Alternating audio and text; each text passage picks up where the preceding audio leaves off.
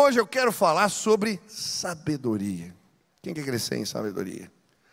Hoje eu vim te ensinar um convite. Você vai convidar a sabedoria para dançar. Já explico como é que isso funciona. Abra a Bíblia em Provérbios. Eu nem sei dançar, mas eu convidei. Abre a Bíblia em Provérbios capítulo 3, versículo 1 em diante. Convide a sabedoria para dançar. Diz assim a palavra do Senhor: meu filho, não se esqueça da minha lei, mas guarde no coração os meus mandamentos, pois eles prolongarão a sua vida por muitos anos, e darão a você prosperidade e paz. Que o amor e a fidelidade jamais o abandonem. Prenda-os ao redor do seu pescoço, escreva-os na tábua do seu coração. Então você terá o favor de Deus e dos homens e boa reputação. Confie no Senhor de todo o seu coração e não se apoie em seu próprio entendimento. Reconheça o Senhor em todos os seus caminhos e Ele endireitará as suas veredas. Não seja sábio aos seus próprios olhos. Tema o Senhor e evite o mal. Isso dará a você saúde ao corpo e vigor aos ossos. Honre o Senhor com todos os seus recursos e com os primeiros frutos de todas as suas plantações. E os seus celeiros ficarão plenamente cheios, e os seus barris transbordarão de vinho. O livro de Provérbios, ele vai apresentar a sabedoria para nós como uma pessoa. Em Provérbios capítulo 1, a sabedoria, ela aparece gritando nas ruas, conversando nas praças, ensinando nas portas das cidades. Em Provérbios capítulo 9, a sabedoria aparece construindo casas e servindo banquetes. No capítulo 3, que acabamos de ler, a sabedoria carrega vida longa numa mão, na mão direita, e na mão esquerda, riqueza e honra. Ela estabeleceu os alicerces da terra, ela pôs o céu no seu lugar, e através do seu conhecimento, as nuvens gotejaram o orvalho. E enquanto eu lia o livro de Provérbios, eu fiquei pensando, se a sabedoria é uma pessoa, eu gostaria de convidá-la para morar lá em casa. Se a sabedoria é uma pessoa e ela tem pernas e braços, eu queria convidar ela para ir trabalhar comigo, pegar carona, me conduzir nas reuniões, sentar na mesa, me dar conselhos sobre a educação dos meus filhos, sobre como fazer negócios. Eu queria que a sabedoria de Deus participasse da minha vida. Essa madrugada, quando todo mundo estava dormindo, eu peguei a Bíblia, desci para orar, pus um louvor e eu orei e chamei a sabedoria para dançar comigo. Eu falei, fiz uma oração assim: Deus, me ensina a conduzir a vida no embalo, no ritmo da sua sabedoria. Quantos querem orar da mesma forma? Repita assim comigo: Deus, me ensina a conduzir a vida no embalo, no ritmo da sua sabedoria. Mas o que isso representa? É possível a sabedoria de Deus participar da nossa vida? O que a Bíblia quer nos ensinar no livro de Provérbios a esse respeito?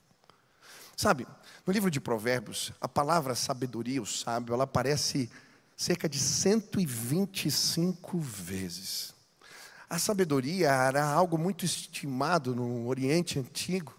A maioria dos reis tinham sábios que eram seus conselheiros. Nas horas difíceis, eles os consultavam.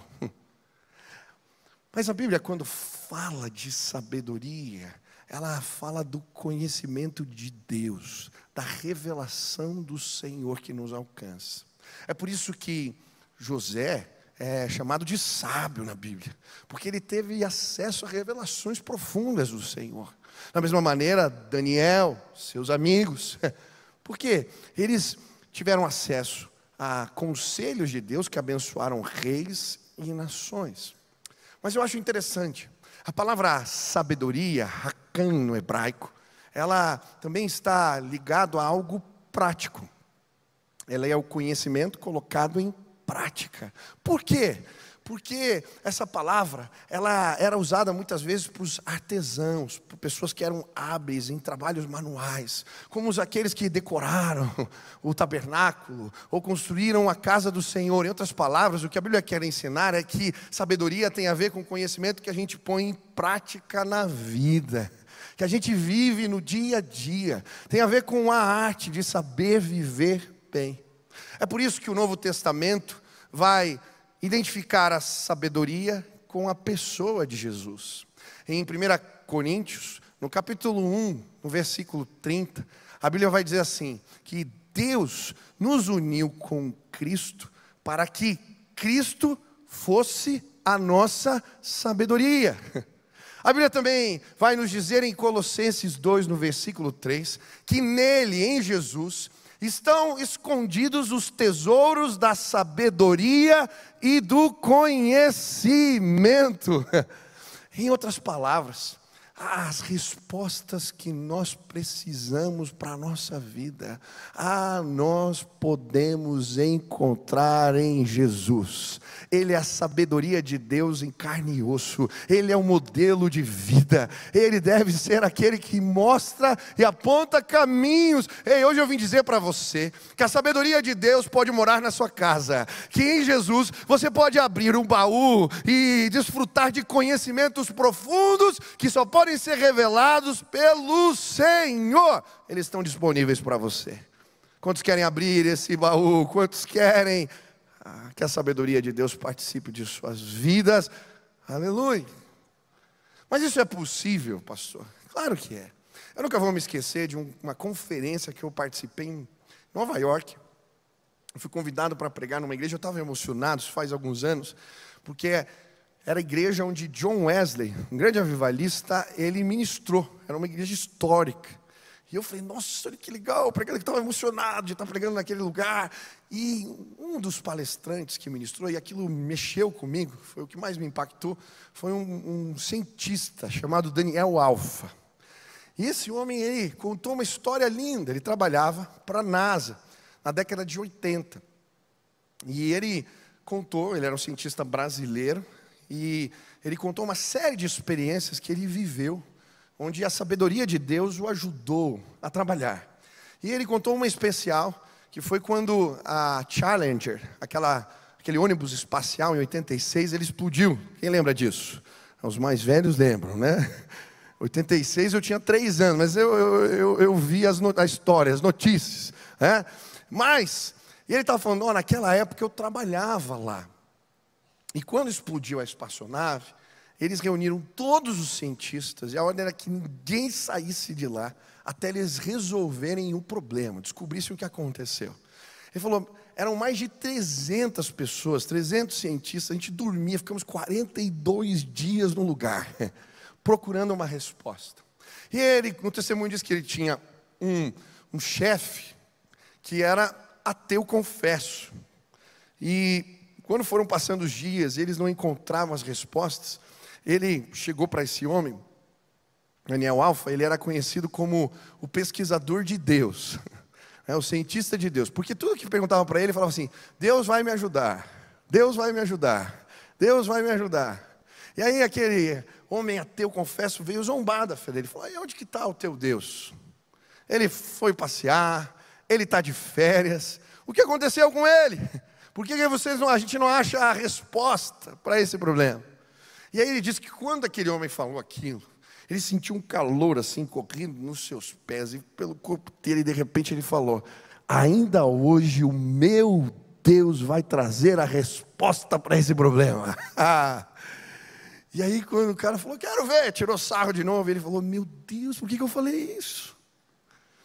Mas ele falou, foi uma coisa do Espírito, um impulso de Deus. E aí eu fui para o meu escritório, era um laboratório, e eu fiquei lá orando, falei, Deus, agora me ajuda, a gente precisa de uma resposta. E ele estava orando e pedindo ajuda de Deus, e de repente ele olha a Bíblia aberta, estava em Êxodo, capítulo 30, e ali falava do perfumista, e das especiarias, os produtos que ele tinha que usar, para fazer o incenso que era usado no tabernáculo. E aí quando ele está lendo aquilo, Deus fala assim, está aí a resposta, está na Bíblia. Fala, não acredito. Manda trazer os componentes. E aí quando ele faz os testes, ele encontra um lubrificante que resolvia o problema da espaçonave. Ele reúne os cientistas. E aí ele diz que quando eles começam os testes e começa a dar certo, o povo começa a gritar, né? Ele diz que naquela época, quando eles faziam uma grande descoberta, eles podiam escolher um grito de guerra. Muitos falavam eureka, falavam outras coisas. E enquanto estava ali, aquele povo, ele falou assim, eu quero que vocês digam o seguinte. E aí ele falou, glória a Deus, Jesus Cristo vive, Ele resolveu este problema. E aí ele disse que daqui a pouco estavam lá todos, inclusive o chefe ateu, dizendo, glória a Deus, Jesus Cristo vive, Ele respondeu, Ele resolveu esse problema. Hoje o pesquisador ateu, naquela época, ele se converteu, não é mais ateu, porque os tesouros da sabedoria e do conhecimento estão disponíveis para nós em Cristo Jesus. Quantos creem nisso? Amém? Quem quer tirar conhecimento direto da fonte lá? Mas pastor, como é que isso funciona? Como é que eu abro a porta da revelação de Deus? Como é que eu tenho acesso a esse conhecimento maravilhoso? Esses conselhos do alto, os conselhos de Deus. A Bíblia, nesse texto, ela vai falar de uma série de bênçãos, de recompensas, que acompanham aqueles que colocam alguns princípios de sabedoria, aplicam esses princípios na sua vida. O que a Bíblia está ensinando assim, quando você aplica alguns princípios que a palavra de Deus ensina, princípios de sabedoria na sua vida, a sabedoria trabalha em seu favor. E eu creio, você vai ser abençoado. Amém? Você vai ser abençoado.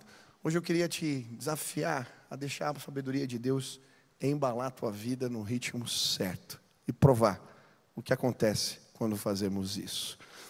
Primeira lição. Quem quer ser embalado pela sabedoria? Né? Primeira lição. Olha o que diz o versículo 1. Meu filho, não se esqueça da minha lei, mas guarde no coração os meus mandamentos, pois eles prolongarão a sua vida por muitos anos e darão a você prosperidade e paz. Primeiro princípio, a palavra de Deus aplicada. É quando eu lembro da palavra, eu conheço a palavra e eu aplico ela na minha vida. É muito interessante, a Bíblia vai dizer em várias porções, que quando a gente pega a palavra de Deus e aplica na vida, a gente é bem sucedido. Existia uma oração no meio do povo de Deus, tá? Que é muito conhecida entre os judeus, e eles a professavam, que era Shema. Tá? A Shema, a palavra Shema significa ouvir e obedecer. Ouvir e obedecer. Repete comigo, ouvir e obedecer. E essa oração está lá em Deuteronômio. O próprio Jesus fala sobre essa oração.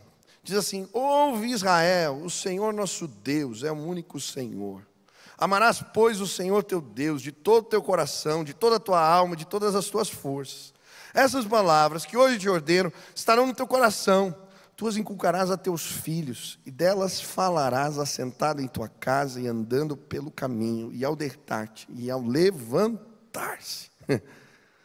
Olha que lindo. O que a Bíblia está ensinando? Olha, para os teus filhos serem bem-sucedidos, ele vai falar de um monte de promessas nesse texto em Deuteronômio. Você tem que ensinar os filhos, inculcar eles na cabeça deles. Vai falar na hora de dormir, na hora de levantar, a aplicarem a palavra de Deus. E quando eles aplicarem a palavra de Deus na vida, eles vão ser recompensados por isso. Sabe, muitas vezes a gente ensina os valores, mas a gente só passa conhecimento para os nossos filhos. E a gente não ajuda eles, ou nós mesmos, não pegamos o conhecimento e aplicamos para situações do dia a dia. Quantos querem que seus filhos sejam prósperos e bem-sucedidos? Os ensine a aplicar a palavra no dia a dia. Esses dias, vou te dar um exemplo de como isso acontece. Esses dias, Lá em casa, meus filhos estavam brigando. Eles brigam lá em casa. Não sei se na sua também acontece. Eles são uma bênção, são queridos, mas às vezes tem uns arranhamentos lá. Eu estava na mesa do café, conversando com a Sil, e de repente, eu comecei a ouvir uma briga, uma gritaria, uma confusão. E eu mandei chamar os dois. Desceram lá.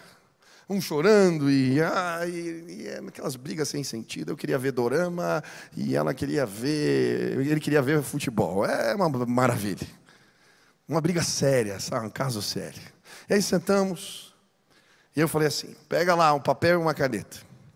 A gente vai estabelecer algumas regras aqui em casa. Primeira regra, escreve aí. Depois eu mandei desenhar, está lá no quarto deles, tá? Primeira regra. Repitam comigo, nessa casa, a Nina dava risada. Falei, para de rir que é sério, tá? Nessa casa não tem gritaria. Anota aí, nessa casa não tem gritaria. Por quê? Falou, não sei. Aí eu falei assim, porque está escrito na Bíblia. Em Efésios capítulo 4, está escrito lá, longe de vós toda cólera, ira e gritaria. Eu grito com a mamãe? Não. A mamãe grita comigo? Não. Por quê? Porque a gente se respeita. Nessa casa não tem lugar para gritaria. Vocês entenderam? Sim, pai. Aí foi para o segundo. Aí eu falei, ó, nessa casa, anota aí, a gente não chora por qualquer coisa. Falei, por quê? Falei, Nina, porque as nossas lágrimas são preciosas. Falei, mas quem te ensinou isso? A mamãe. Eu falei, que bom. Tem um texto na Bíblia que fala que Deus colhe as nossas lágrimas numa garrafa. Eu falei, isso mesmo. Então, no final do texto diz que Deus ele colhe na garrafa e ele escreve no livro dele os motivos da nossa lágrima. Imagine no livro de Deus, a Nina estava chorando porque queria assistir dorama e o Benny queria assistir futebol. Daí não dá.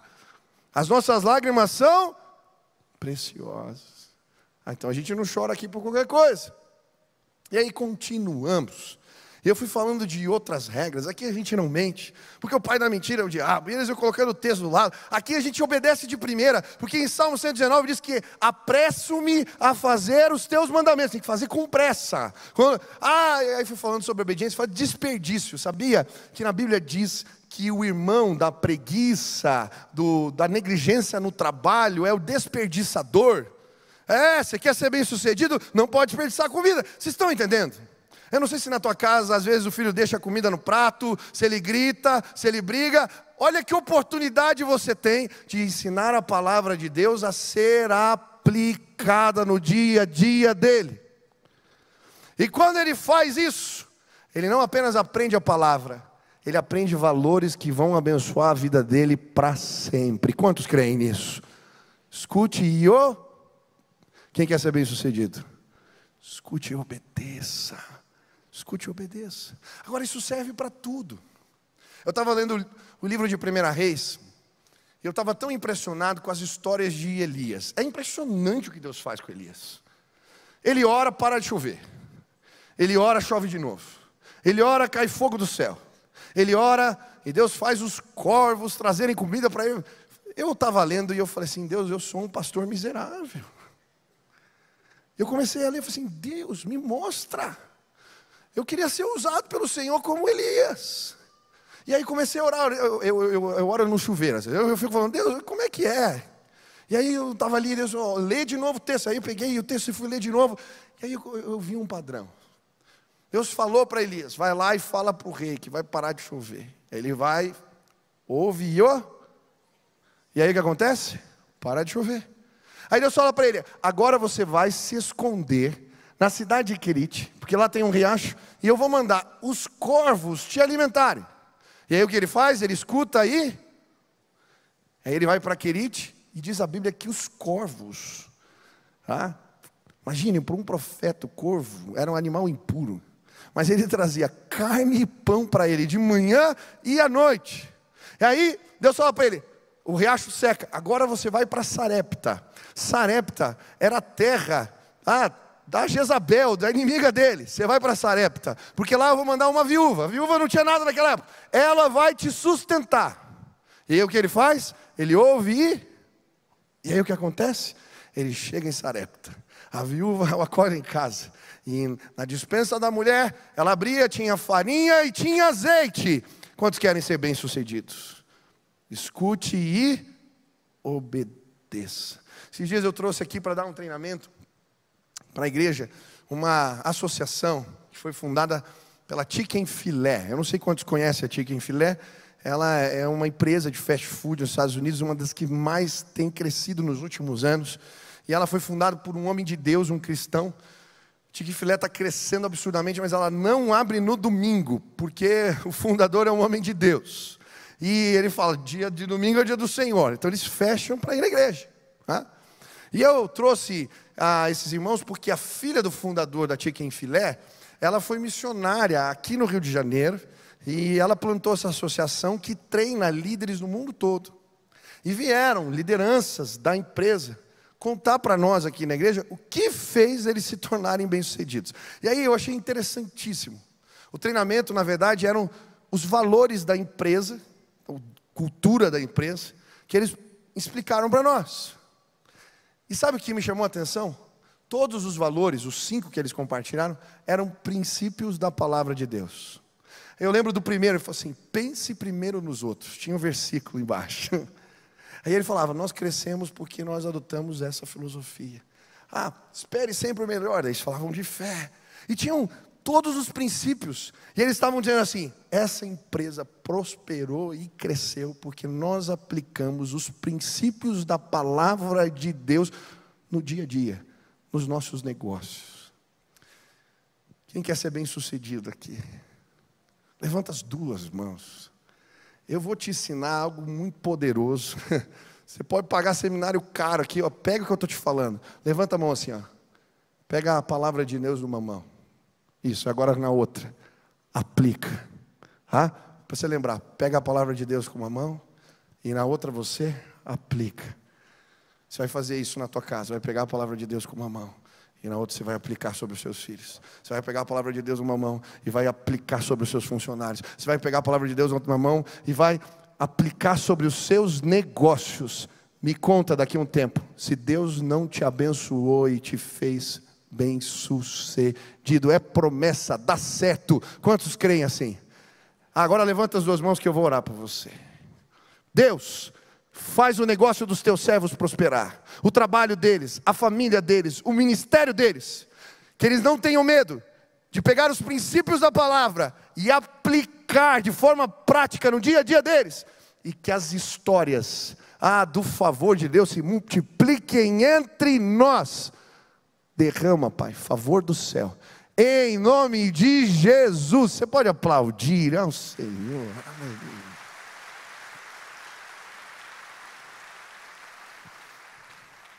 Aleluia. São 9 princípios. Eu só falei do primeiro. Eu vou falar mais um aqui. E hoje de tarde ou de noite eu vou falar de mais 2. Então venha, participe, assista lá. E depois eu não sei se eu vou terminar ou não, mas vamos lá. Segundo princípio. Tá?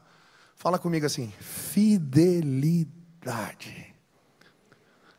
Mais uma vez, fidelidade. Olha o que diz o versículo 3. Que o amor e a fidelidade jamais o abandonem. Prenda-os ao redor do seu pescoço. Escreva-os na tábua do seu coração.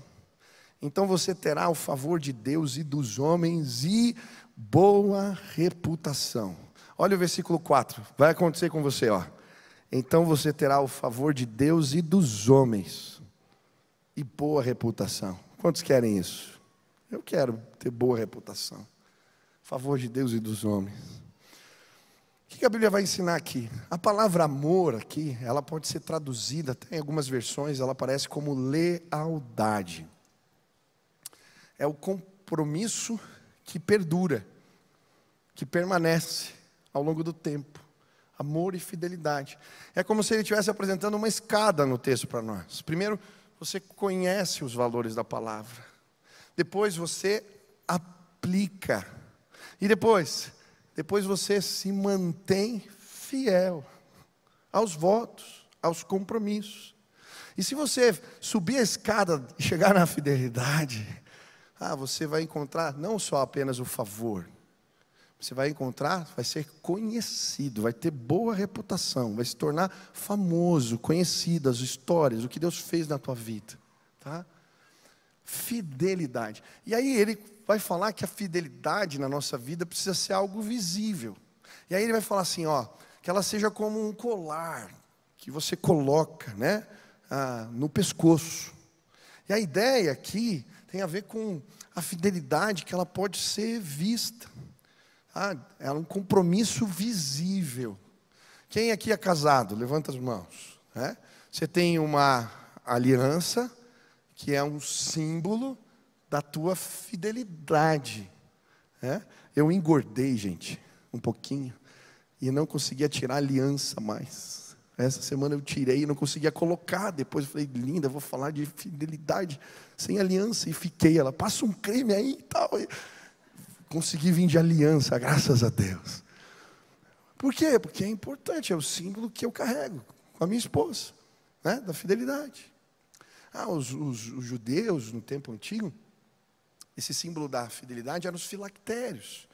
Eles pegavam porções da palavra de Deus, colocavam numa caixinha, enrolavam assim com couro no braço e na testa, para dizer, eu tenho um compromisso com Deus.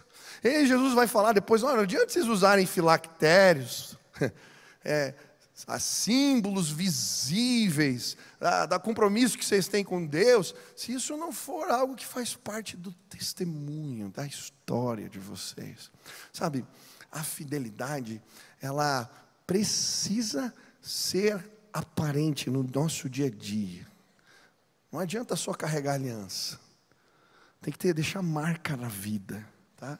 Eu gosto do apóstolo Paulo quando ele fala assim, ninguém me moleste mais, porque eu carrego no meu corpo as marcas de Cristo. A palavra ali, marcas, é estigmata, que é cicatrizes. Assim, ó, eu tenho aqui no meu corpo cicatrizes por causa da minha fidelidade. Agora, pastor, o que isso tem a ver com sabedoria? Já te explico. Quem quer abrir a porta da revelação, do conhecimento de Deus? Tá. Eu não sei você, mas eu sou assim. Quanto mais confiança eu tenho numa pessoa, mais eu divido com ela. Faz sentido para você?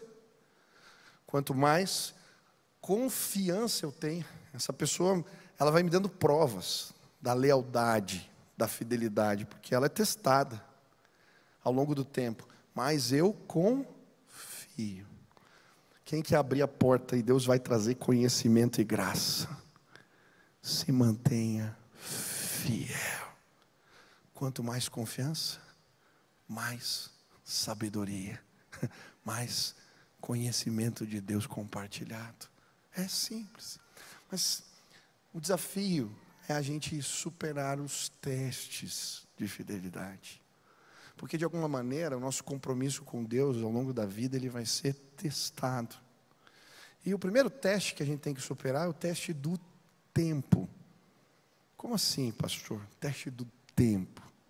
Quem aqui já, talvez na virada do ano, no começo do ano, falou assim, esse ano eu vou me cuidar. Eu vou comer melhor, eu vou fazer exercício todo dia. E aí você anotou lá no teu caderno. E aí começou. Fez 1 mês, 2 meses, 3 meses. E aí você deu uma cochilada, uma adormecida.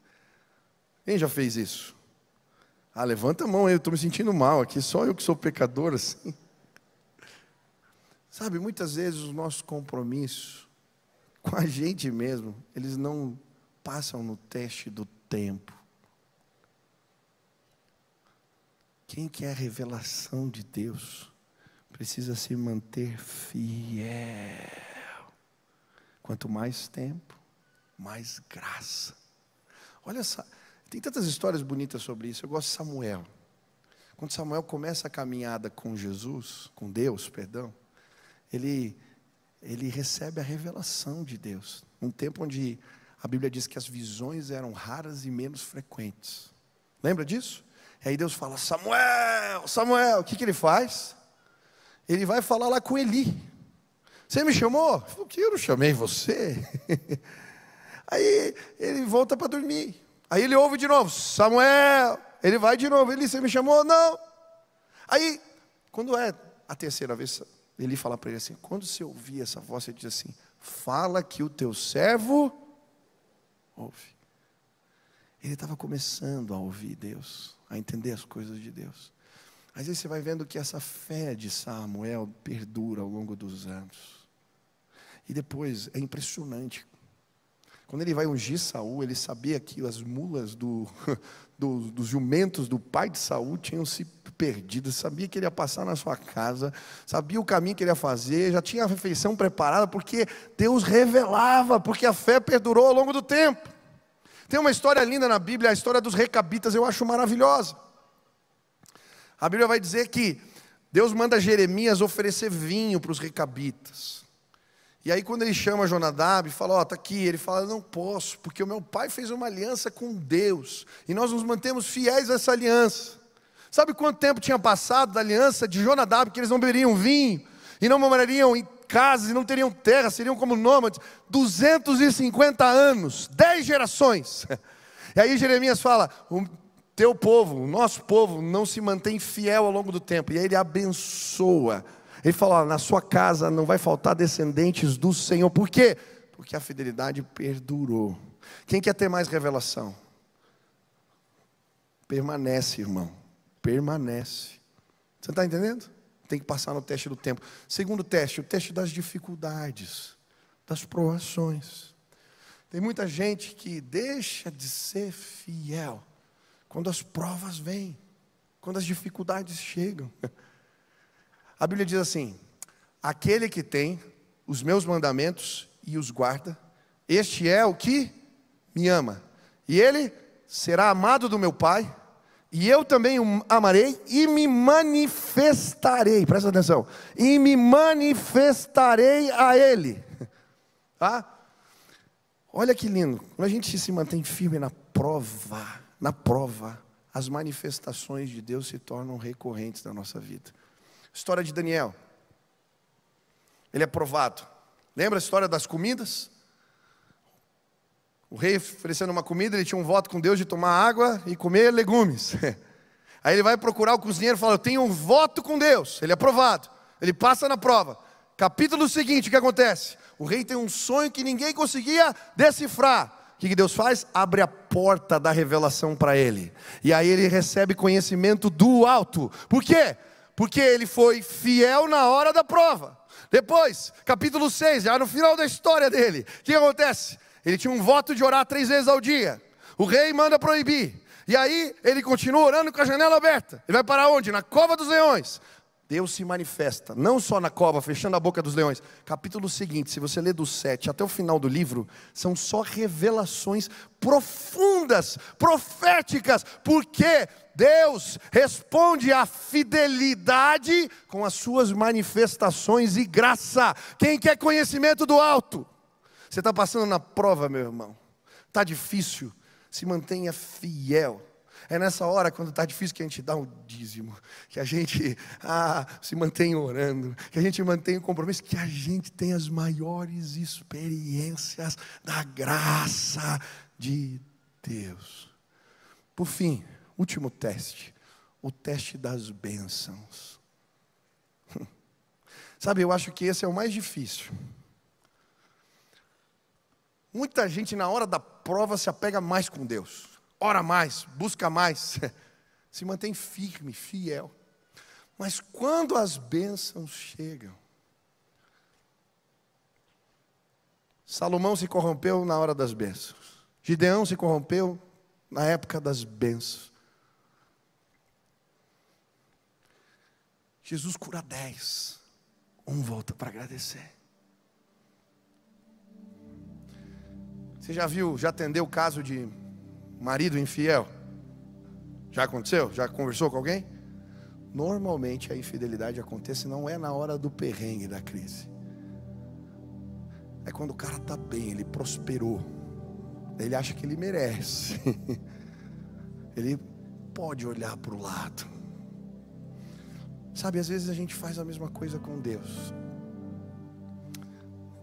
Na hora da prova a gente se apega, mas quando as bênçãos vêm, a gente se perde. Eu lembro de um irmão, amigo meu, ele prosperou. Ele foi para os Estados Unidos fazer um curso. Deus levantou um homem na igreja que ele participava para financiar um projeto que ele tinha, e ele prosperou muito. Eu lembro que eu fui visitá-lo, e um dia ele estava conversando comigo no carro, e ele falou: pastor, a gente estava falando, e não sei por que entramos na questão de dízimos e ofertas, e ele falou: explica melhor esse negócio.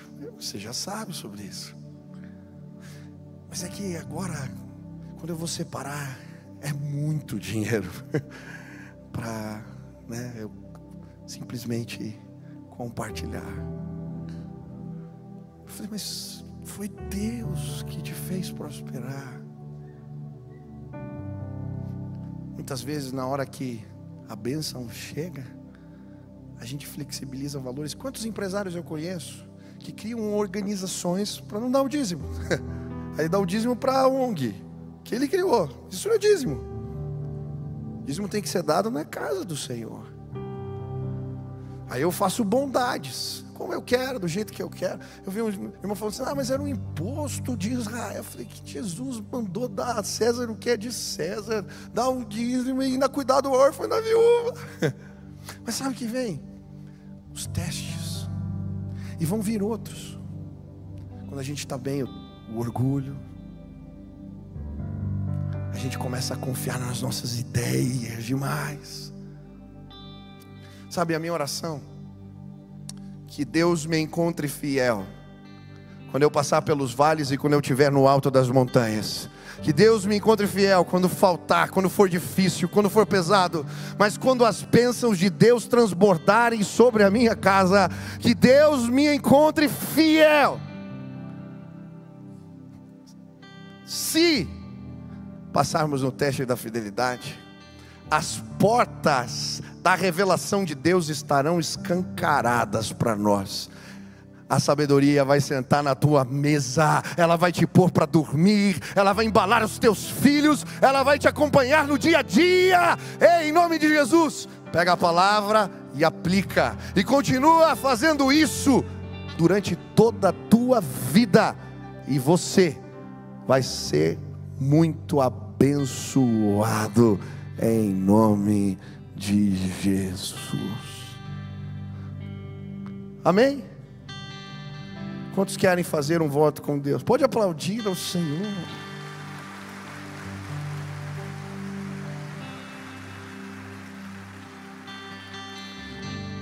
Aonde você está, se você quer falar: Deus, eu quero que a tua sabedoria me embale.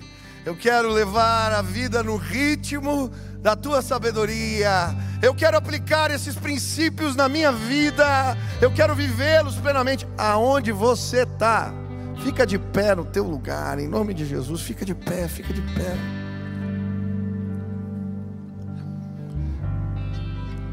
Nós ouvimos a história da dona Silma, 8 missionários. Ser fiel no pouco, sobre muito te colocarei. Presta atenção aqui, olha para mim. Deus vai te colocar sobre o mundo muito. Se mantenha fiel em nome de Jesus. Estenda as mãos assim e fala: Senhor, eu quero a tua sabedoria. Eu preciso da tua sabedoria. Senhor, me ajuda a aplicar a tua palavra no meu dia a dia. Ensinar aos meus filhos, aplicá-la nos meus negócios, no meu trabalho, em tudo que eu faço. Senhor, eu quero, Deus, a tua sabedoria e o teu favor. Senhor, me visita agora. Senhor, derrama o teu poder sobre mim. Clama agora, Pai. Eu quero pedir em nome de Jesus que o teu poder se manifeste agora neste lugar. Que o Senhor encontre entre nós pessoas fiéis. A tua palavra diz: ser fiel até a morte, dar-te-ei a coroa da vida. Pai, existem tantas promessas que envolvem fidelidade. Fidelidade, Pai, em nome de Jesus, que os meus olhos não se desviem nem para a direita nem para a esquerda. Eu quero andar na tua lei. Não me deixa me corromper, Pai. Não me deixa acreditar nas minhas ideias. Não deixa, Deus, não nos deixes envardecermos, Pai. Precisamos de Ti. Derrama o Teu favor sobre o Teu povo. Derrama o Teu favor sobre o Teu povo. Que eles peguem a Tua palavra com uma mão e apliquem com uma a outra, e que eles vejam a tua glória e o teu poder. Que o Senhor possa encontrar homens fiéis, mulheres fiéis, famílias inteiras que servem ao Senhor durante gerações em fidelidade, e que o teu favor não cesse. Pai, eu quero pedir que as bênçãos que estão nessa palavra alcancem os meus irmãos, que eles encontrem o favor de Deus e dos homens, e que eles sejam pessoas de boa reputação. Que o Senhor dê vida longa aos seus e abençoe a sua descendência. Que o favor de Deus não cesse sobre essa casa, que os céus se abram, e como o orvalho que cai do céu, a bênção de Deus repouse sobre nós. Faz assim, Pai, em nome de Jesus. Você continua orando agora, porque pessoas vão receber uma graça. Escuta o que eu vou falar. Eu disse que a sabedoria é uma pessoa, e que podemos encontrar em Cristo a sabedoria revelada de Deus. Jesus é a sabedoria que andou sobre a terra. Jesus é a sabedoria encarnada. Ela tem pele, carne e osso. Ela mostra o caminho que aponta para Deus. Se você olhar para Jesus, se Ele for assim, a sabedoria para você, se Ele representar o caminho que todo homem deve seguir, se você segui-lo plenamente, o favor e a bênção de Deus vai acompanhar a sua vida. Hoje eu queria convidar pessoas nesse lugar que querem fazer de Jesus a sua fonte de sabedoria, querem imitá-lo, querem aprender o que Ele falou, querem andar nos seus caminhos, querem segui-lo. Se Jesus for a sabedoria que dita os teus passos, sua vida jamais será a mesma. Hoje eu quero convidar pessoas a se tornarem seguidoras de Jesus.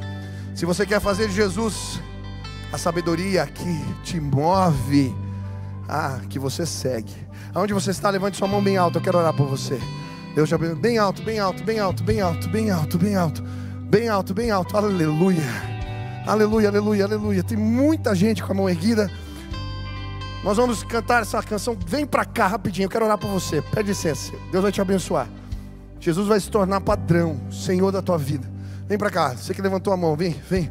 Chama a família, chama o marido, chama um amigo. Vem para cá, pede licença e vem. Pode vir, vem agora, vem agora. Você quer ser abençoado?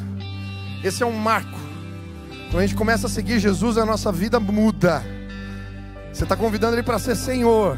Ele vai ser prumo. Ele vai sim ditar teus passos. Vem para cá, não tenha vergonha. Pede licença, vem para cá, deixa eu orar. Eu quero fazer uma oração por você. Vem mais perto, isso, venha. Desce da galeria rapidinho. Nós vamos encerrar com essa oração. Vem para cá. Isso. Os pastores, os diáconos podem chegar aqui para me ajudar também a orar com o povo que está descendo. Vem, tem mais gente. Venha para cá. Venha para cá. Desce, isso, vem. Desce as escadas, vem aqui pelos corredores. Isso, vem, tem mais gente. Deus está chamando, venha agora. Vem agora. Vem em nome de Jesus. Deus está te chamando agora. A sabedoria de Deus vai guiar os teus passos, a tua casa.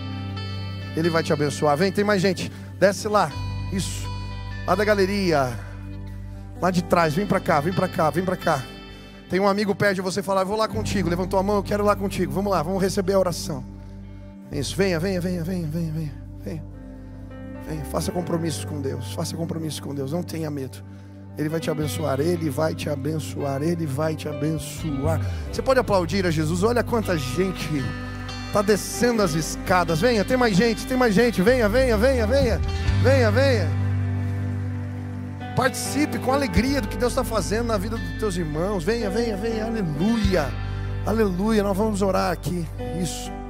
Deixa eu explicar para vocês. Para Jesus se tornar Senhor da nossa vida, a gente tem que deixar. E os padrões, os valores de Jesus são muito mais altos que o nosso. A gente não consegue viver o que Ele ensinou. Então a gente precisa da ajuda do Espírito Santo. Então a gente vai orar. E se a tua oração for de verdade, sincera, o Espírito Santo vai morar, você vai se tornar a habitação de Deus. Ele vai te visitar agora. E com a ajuda do Espírito Santo, você vai conseguir viver a vida de Deus. Você vai conseguir imitar Jesus, ser parecido com Ele. Amém? Você quer isso? Feche seus olhos assim. Repita essa oração comigo. Fala: Senhor Jesus, eu preciso da tua ajuda. Eu quero seguir os seus passos.